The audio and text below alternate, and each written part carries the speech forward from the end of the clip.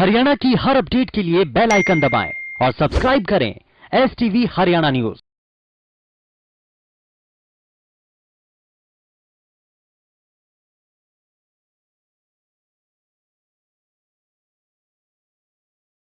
नमस्कार, स्वागत है आपका। मैं हूं नंदिनी मिश्रा। आपके साथ सीधा रुख करते हैं फटाफट हरियाणा का।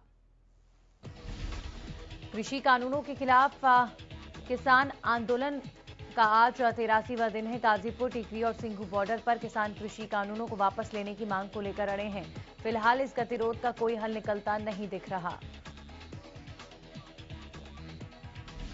इस बीच आंदोलनकारी किसानों ने एक बार फिर से अपने आंदोलन को तेज करने का ऐलान कर दिया है। प्रदर्शनकारी किसान आज सर छोटूराम की जयंती पर एकजुटता अभियान चलाएंगे। इस अभियान के माध्यम से किसान एकजुटता का संदेश देंगे। प्रदर्शनकारी किसानों ने 18 फरवरी को रेल रोको अभियान का ऐलान किया है। किसानों का कहना है कि वो 18 फरवरी को 4 घंटे पूरे देश में रेल रोको अभियान चलाएंगे। किसान देश भर में दोपहर 12 से शाम 4 बजे तक रेल रोको अभियान चलाएंगे।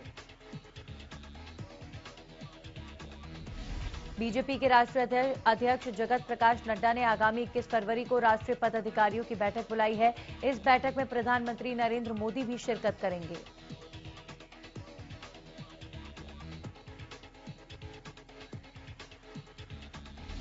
मिली जानकारी के मुताबिक इस बैठक में बीजेपी अध्यक्ष जेपी नड्डा, सभी राष्ट्रीय पदाधिकारी और प्रदेश अध्यक्ष भी हिस्सा लेंगे। आपको बता दें कि देश में कोविड-19 महामारी फैलने के बाद ये बीजेपी नेताओं की पहली बड़ी बैठक होगी, जिसमें सभी नेताओं की मौजूदगी होगी। ये बैठक ऐसे समय में हो रही है जब पश्चिम बंगाल, असम और तमिलनाडु समेत 5 राज्यों में विधानसभा चुनाव होने हैं। ऐसे में इस बैठक में विधानसभा चुनाव समेत कई अहम मुद्दों पर चर्चा हो सकती है।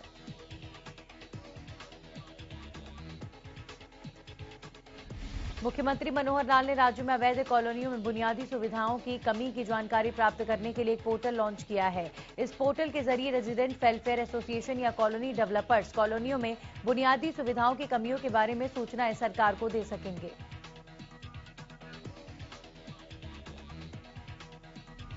इस मौके पर मुख्यमंत्री ने कहा कि सूचनाएं सरकार को अवैध कॉलोनियों के बारे में नीतिगत निर्णय और बुनियादी सुविधाएं प्रदान करने में मददगार साबित होंगी। ये सूचनाएं पोर्टल पर 31 मार्च 2021 तक दी जा सकती हैं। उन्होंने कहा कि राज्य सरकार सभी को आवास तथा मूलभूत सुविधाएं उपलब्ध कराने के लिए प्रतिबद्ध है, लेकिन अभी भी बहुत सी अवैध कॉलोनियों में इन बुनियादी सुविधाओं की काफी कमी है।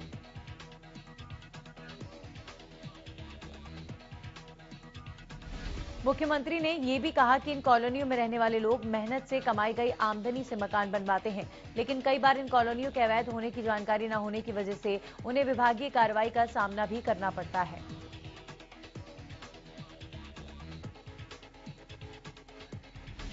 इनेलो सुप्रीमो चौधरी ओमप्रकाश चौटाला ने किसान आंदोलन को जनता का आंदोलन बताया है। उन्होंने बीजेपी सरकार पर निशाना साधते हुए कहा कि इस आंदोलन से ये साफ हो चुका है कि देश की जनता ने जात पात पर होने वाली राजनीति को छोड़कर उसे नकार दिया है।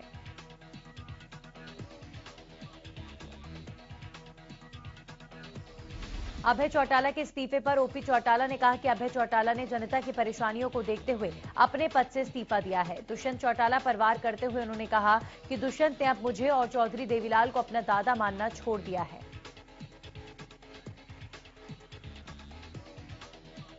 उन्होंने कहा कि आज गांव-गांव में बीजेपी और जेजेपी के नेताओं का विरोध किया जा रहा है क्योंकि वो सरकार की नीतियों से परेशान हैं। साथ ही उन्होंने ये भी कहा कि लोगों का गुस्सा इस कदर बढ़ रहा है कि अब प्रदेश के साथ देश में भी मध्यावधि चुनाव होंगे।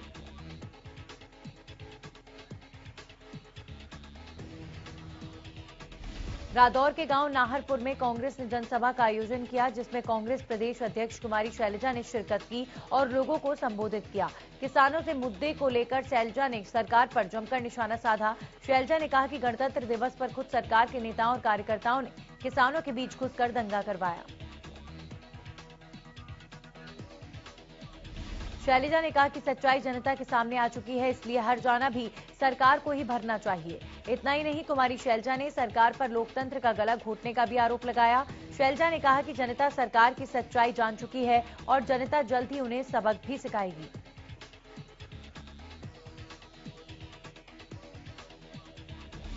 जेजेपी नेता दिग्विजय चौटाला चरखी दादरी पहुंचे, जहां किसान आंदोलन को लेकर उन्होंने कहा कि किसी भी समस्या के समाधान के लिए बातचीत ही हल है। केंद्र सरकार किसान आंदोलन को लेकर भी गंभीर है।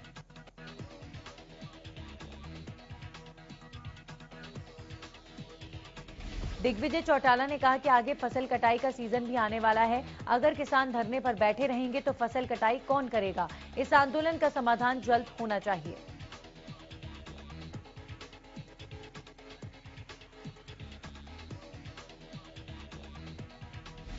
ग्रेटा थनबर्ग टूलकिट मामले की जांच कर रही स्पेशल सेल ने 22 साल की एक्टिविस्ट दिशा रवि को गिरफ्तार किया है। वहीं इस मामले में गृह मंत्री अनिल विज ने दिशा रवि को आड़े हाथों लेकर उस पर तीखा हमला बोला है। साथ ही प्रियंका गांधी और दिल्ली के सीएम अरविंद केजरीवाल पर भी देशद्रोह को बढ़ावा देने के आरोप लगाए हैं। गृह मंत्री अनिल विज ने मामले में प्रतिक्रिया देते हुए कहा कि देश विरोध का बीज जिसके भी दिमाग में हो उसका समूल नाश कर देना चाहिए। फिर चाहे वो दिशा रवि हो या फिर कोई और। सरकार की नीतियों के खिलाफ विरोध करना सभी का अधिकार है, लेकिन विरोध के लिए विदेशी ताकतों का इस्तेमाल करना देशद्रोह है।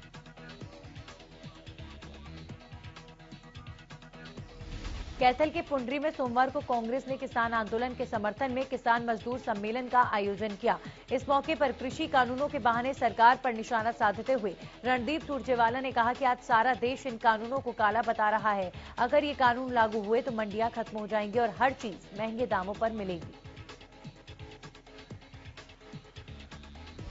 वहीं अभय सिंह चौटाला के इस्तीफे को उनकी निजी राय करार दिया गया। साथ ही उन्होंने कहा कि अभय के इस्तीफे से बीजेपी मजबूत होगी। अजय चौटाला के दुष्यंत चौटाला के इस्तीफे जेब में है वाले बयान पर कहा गया कि अगर दुष्यंत चौटाला इस्तीफा देते हैं तो किसान आंदोलन का जरूर हल निकलेगा। उसके लिए उन्होंने तर्क दिया है कि दुष्यंत के इस्तीफे के साथ सरकार गिर जाएगी और फिर चुनाव होगा।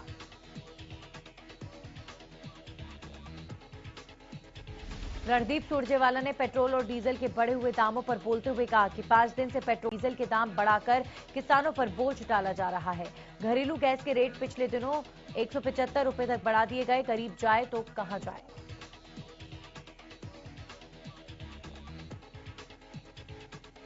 केंद्रीय राज्य मंत्री राव इंद्रजीत सिंह सोमवार को रेलवे के करीब 14 करोड़ की योजनाओं का शिलान्यास और शुभारंभ करने पहुंचे। गुरुग्राम रेलवे स्टेशन पर बने फुटओवर ब्रिज का शुभारंभ सोमवार को केंद्रीय राज्य मंत्री ने किया।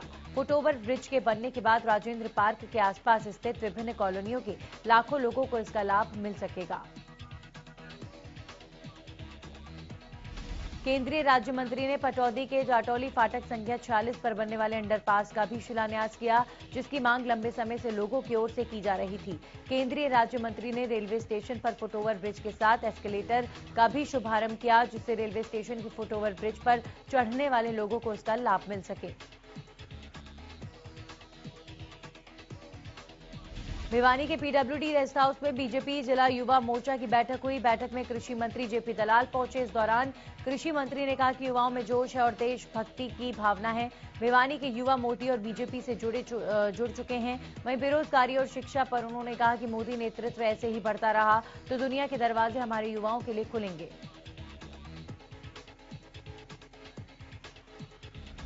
इस दौरान जेपी दलाल ने कहा कि बीजेपी ने सरकार में आकर शिक्षा नीति में भी बदलाव किया है। आज का युवा भाग्यशाली है क्योंकि पहले ना बिजली थी, ना पानी और ना ही दूर दूर तक कोई संपर्क। आज दुनिया आपस में जुड़ी है, इसलिए युवाओं को खेल, शिक्षा, राजनीति और सेना समेत हर क्षेत्र में आगे आना चाहिए।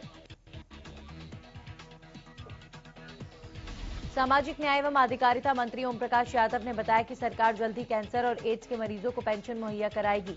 राज्य मंत्री ओम प्रकाश यादव ने कहा कि कैंसर, एड्स और किडनी की बीमारी से पीड़ित मरीजों के लिए प्रदेश सरकार वृद्धावस्था पेंशन के बराबर पेंशन शुरू करने वाली है। इन मरीजों के लिए 1 अप्रैल से पेंशन लागू हो जाएगी।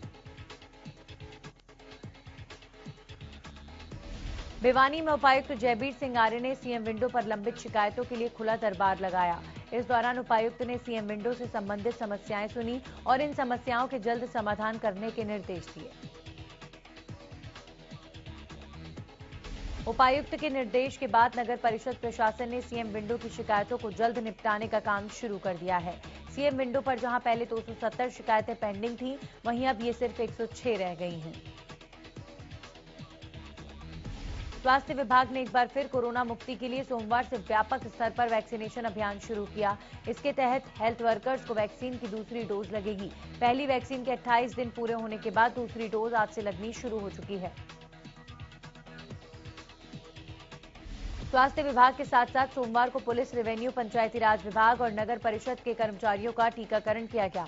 दूसरी डोज और पहली डोज के लिए अलग अलग वैक्सीनेशन सेंटर बनाए गए। अब तक जिले में 5,800 से ज्यादा कर्मचारियों को कोरोना का टीका लगाया जा चुका है। इन कर्मचारियों को सोमवार से दूसरी डोज लगनी शुरू हो गई है।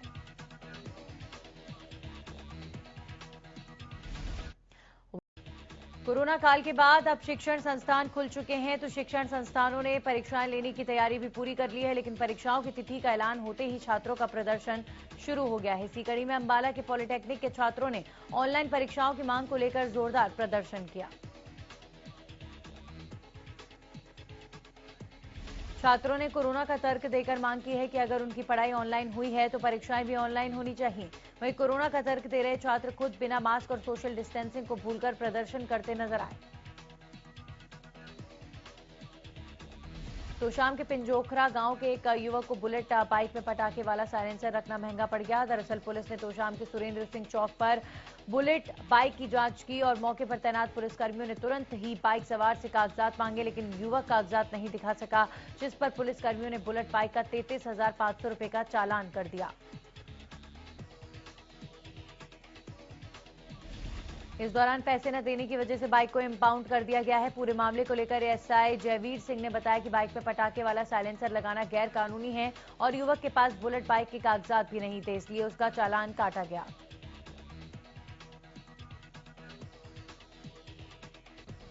बल्लभगढ़ के चावला कॉलोनी के लोग इन दिनों गंदा पानी पीने को मजबूर हैं। इस कॉलोनी में करीब 200 घर हैं और पिछले एक सप्ताह से गंदा पानी सप्लाई हो रहा है। गंदे पानी से परेशान स्थानीय महिलाओं का गुस्सा आज फूट गया और उन्होंने पार्षद के खिलाफ न सिर्फ जमकर हंगामा किया बल्कि नारेबाजी भी की। चावला कॉलोनी वासियों ने गंदे पानी के लिए नगर निगम को भी जिम्मेदार ठहराया। प्रदर्शनकारी महिलाओं का कहना है कि प्राइवेट टैंकर भी पानी की सप्लाई नहीं कर रहे हैं। कुछ टैंकर संचालक पानी दे रहे हैं लेकिन वो मनमाना रेट वसूल रहे हैं।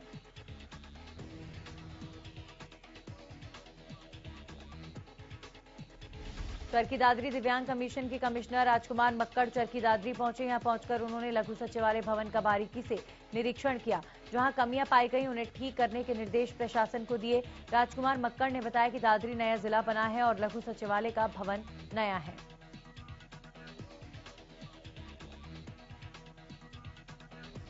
वहीं दादरी लघु सचिवालय में लिफ्ट खराब थी, इसको लेकर प्रशासन को निर्देश दिए कि इसे जल्द से जल्द ठीक किया जाए।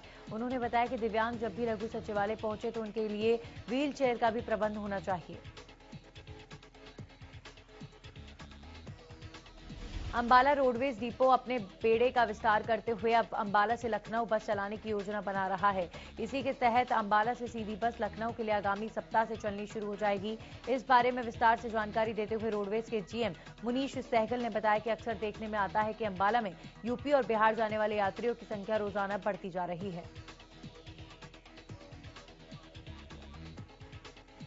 ऐसे में सीधी बसें न होने के कारण यात्रियों को परेशानी का सामना करना पड़ता है। रोडवेज ने इन यात्रियों की समस्या को ध्यान में रखते हुए दिल्ली से लखनऊ की परमिट को अंबाला स्थानांतरित करवाया गया है। उम्मीद है कि ये बस इसी सप्ताह चल जाएगी। प्रदेश में वाहनों के रजिस्ट्रेशन में फर्जीवाड़ा के मामले में एक के बाद एक कई खुलासे हो रहे हैं। जगाधरी के ई दिशा केंद्र के एमआरसी राजेंद्र डांगी की गिरफ्तारी के बाद अब एसआईटी ने बिलासपुर एसडीएम कार्यालय के एमआरसी संजीव को भी गिरफ्तार कर लिया है। एसआईटी ने संजीव को कोर्ट में पेश कर 5 दिन की पुलिस रिमांड पर ले लिया है। एसआईटी के अनुसार इस मामले में कहीं इंजन चेसी नंबर से छेड़छाड़ है तो कहीं बिल की कुल वैल्यू को कम लगाकर टैक्स चोरी किया गया है। इसी को लेकर एसआईटी ने अब गाड़ियों की फिजिकल वेरिफिकेशन भी शुरू कर दी है।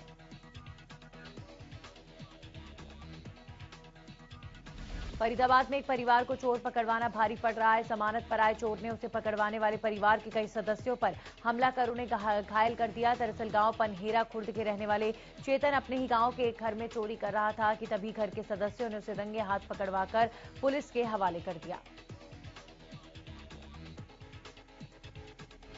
इसके बाद चेतन जमानत पर बाहर आने के बाद उसे पकड़वाने वाले परिवार पर कई बार हमला कर चुका है। पीड़ित परिवार का कहना है कि उन्होंने इसकी शिकायत कई बार पुलिस को दी, लेकिन अब तक कोई कार्रवाई नहीं की गई है। पानीपत के बत्रा कॉलोनी में एक बच्ची का भ्रूण मिलने से इलाके में हड़कंप मच गया। लोगों ने जब बच्ची के भ्रूण को देखा तो पुलिस को मामले की सूचना दी। मौके पर पहुंची पुलिस ने भ्रूण को कब्जे में लेकर पानीपत के सामान्य अस्पताल भिजवाया। जानकारी के मुताबिक बत्रा कॉलोनी के लेबर क्वार्टर्स में लगभग 30 से 35 कमरे बने हुए हैं। सूचना मिली थी कि तीसरी मंजिल पर बने बाथरूम के पास एक भ्रूण पड़ा हुआ है, जिसकी सूचना लोगों ने मॉडल टाउन पुलिस को दी। भ्रूण लड़की का बताया जा रहा है। पुलिस ने मामला दर्ज कर लेबर क्वार्टर की तीसरी मंजिल पर भ्रूण कैसे आया, इसे किसने फेंका, इसको जांच के लिए ले जाया गया है।